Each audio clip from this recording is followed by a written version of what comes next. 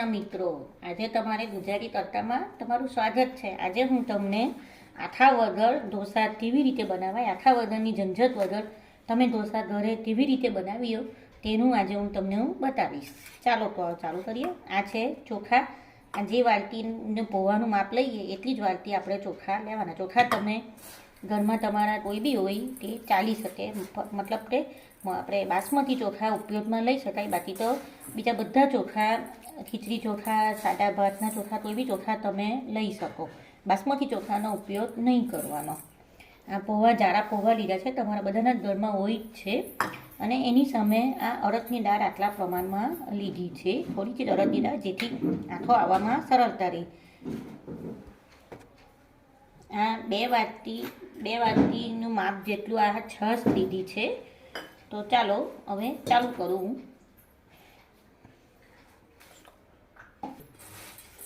આ બધું આપણે મિક્સ કરી દીધું છે। હવે એને એકવાર સાદા પાણીએ પહેલાં ધોઈ દઈએ।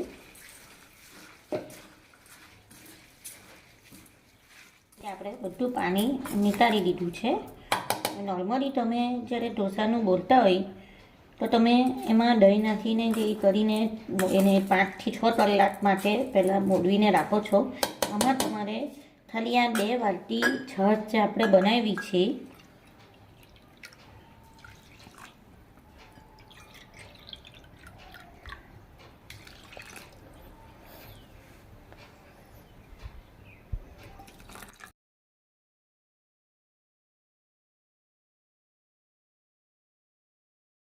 આ રીતે છાશ, આ રીતે તમે છાશમાં તમે બધું બોળીને રાખવાનું છે।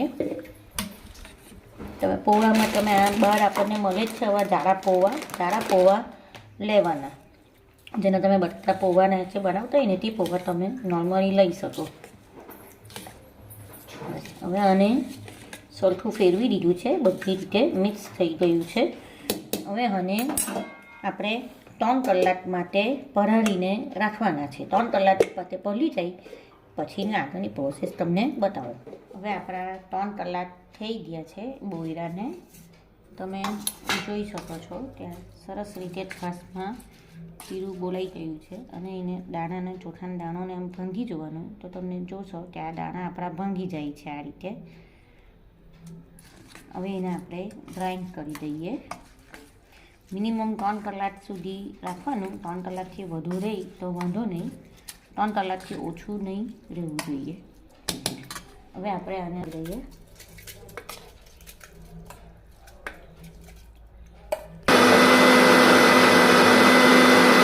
આ રીતે ગ્રાઇન્ડ થઈ ગયું છે। આ જુઓ ને તમારે રવા જેવું થોડું તડકડું લાગશે, ખીરું બેઠું સરી જાય છે, મતલબમાં થઈ ગયું છે। હવે આપણે એને એક બાઉલમાં કાઢી લઈએ। એક બાઉલમાં આપણે એને કાઢી દઈએ। હવે આ ખીરું જુઓ સરસ મજાનું થઈ ગયું છે। એમાં આપણે થોડું મીઠું નાખી દઈએ સ્વાદ અનુસાર।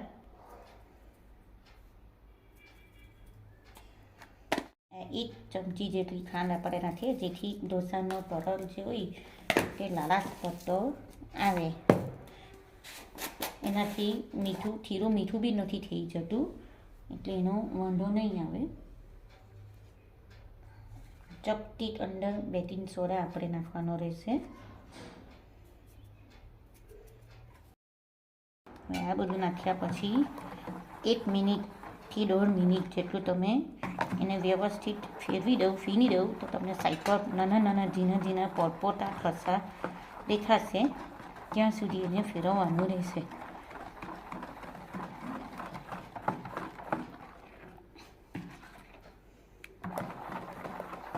જો કદાચ તમારું ખીરું પતલું થઈ જાય તો એમાં તમે થોડો રવાનો લોટ નાખી શકો, એમ તો જરૂર નહીં પડે।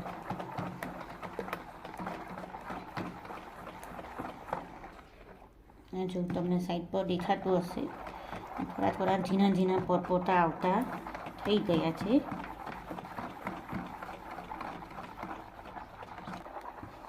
આજે આપણે માપ લીધું છે ચોખાનું ને પૌવાનું 1 વાટકીનું, તે તમે ઘરમાં 3-4 વ્યક્તિની વચ્ચે સર્વ કરી શકો। આની દાળને ગરમ થવા મૂકી છે। તમારી પાસે કોઈ બી ઢોસાનું પાન હોય તેના પર તમે કરી શકો છો. એમાં પહેલાં થોડુંક આપણે તેલ રેડી દઈએ. તમારી પાસે કોટન તકતો હોય તો તેનાથી બી ફેરવી શકો, અથવા આવી બ્રશ તમને બજારમાં અવેલેબલ હોય છે, તમે એનો બી યુઝ કરી શકો. ગેસની ફ્લેમને થોડીક ધીરી કરી દઈએ અને આ બધી બાજુ તેલનું મોઇશ્ચરાઇઝ કરી દઈએ. હવે આપણે ઢોસાને પાથરતા પહેલાં તવીને એકવાર ઠંડો કરવો પડે. એના પર પાણીનો છંટકાવ કરી દઈશું. આવી રીતના પકડ થાય પછી એને આપણે લૂછી લઈએ.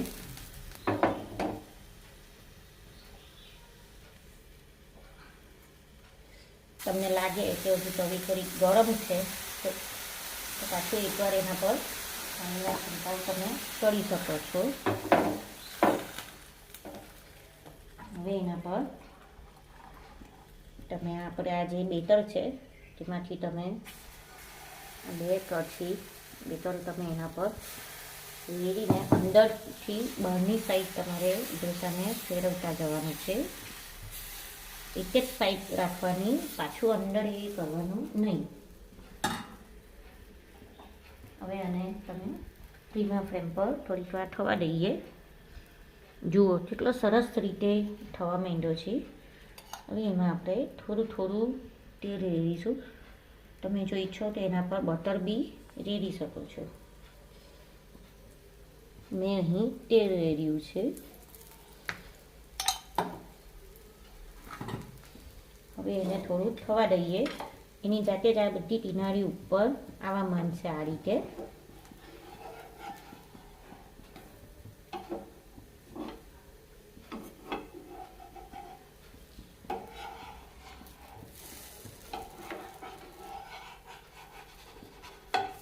જુઓ આવી ગયું. હવે આપણે એમાં પણ જે મસાલા ઢોસાનું શાક આપણે બનાવીએ છીએ ભાજીનું, બટાટા ભાજીનું, તેને આપણે ઉપર ફિટ કરી દઈએ.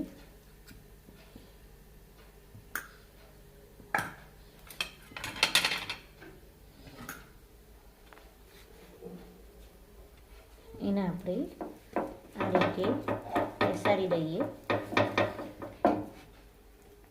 જેથી કરીને આખા ઢોસામાં એ આવી શકે.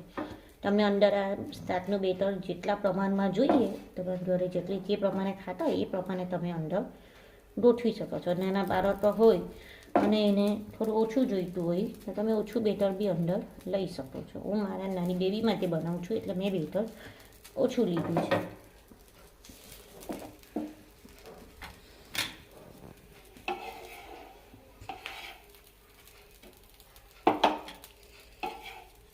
જુઓ તમે પણ ધીરે ધીરે આ માંડ્યું છે. થોડુંક લાલાશ પડતું થાય એટલે આપણે એને લઈ લઈશું. બધી બાજુથી જોઈ લેવાનું કે કેવી રીતનું થાય છે.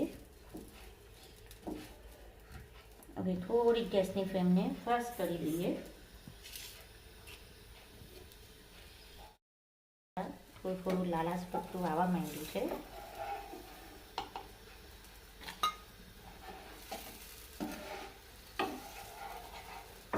એને આપણે આ રીતે ફોલ્ડ કરીશું.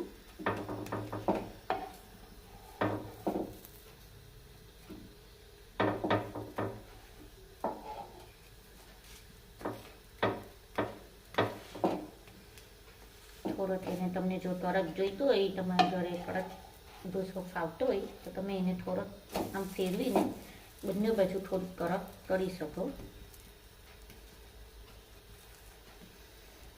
જોયું ને તો કેટલું સહેલું છે આ ઢોસા પાથરવાનું. અને એમાં આ એક રીત ખાસ તમારે યાદ રાખવાની કે એમાં તેલ પાણી સાથે તળવાના નથી. પહેલાં આપણે તવીને ગરમ કરીએ તો ત્યારે તેલનું અહીંયા પ્રેસ કરી દેવાનું છે અને પછી પાણીનો છંટકાવ કરીને તવીને એકવાર લૂછી લેવાની છે. ઘણા શું કરતા હોય છે કે તેલ પાણી સાથે લઈ એટલે તેના ઢોસા પથરાતા નથી અને પછી આપણને કંટાળો આવે કે ચાલો એના કરતાં ઘરે જ ખાઈ લઈએ. પણ આ એટલું સરળ છે ઘરે ઢોસા બનાવવાનું. તમે બધા પણ ટ્રાય કરજો. આ થઈ ગયો છે. જો મારી ચેનલ તમને ગમી હોય તો તેને લાઈક કરજો. જુઓ કેટલા સરસ ઢોસો આપણો થઈ ગયો છે અને એટલો ક્રિસ્પી અને એટલો સરસ મજા તો તમારા બાળકો બી આનંદ થઈ જશે. આ રીતે એની સાથે મેં આ સંભાર અને આપણે આ નાળિયેરની જે આપણે ઇડલી ઢોસાની જે ચટણી આવે છે તેમાં મેં આપણે લીલું ટોપરું, 2 મરચાં, આદું, દહીં અને મીઠું ને આપણે જે દાળિયા આવે છે ચણાના તે લીધા છે. એ બધાને ગ્રાઇન્ડ કરીને પછી એના પર આપણે રાઈ અને મીઠા લીમડાનો ને અંદર લાલ મરચું નાખીને વઘાર કર્યો છે. તો તમે ને આ સંભાર એની સાથેનો બનાવ્યો છે. તે સંભાર અને ચટણીનું વિડીયો જોવા માટે આઈ બટન પર ક્લિક કરજો, જેથી તમને સંભાર અને ચટણી પણ જોવા મળશે. અને મારા આ વિડીયોને લાઈક કરજો અને સબસ્ક્રાઈબ કરજો. મારા અવનવા વિડીયોને જોવા માટે મારી ચેનલને સબસ્ક્રાઈબ કરજો. ધન્યવાદ. જય શ્રી કૃષ્ણ.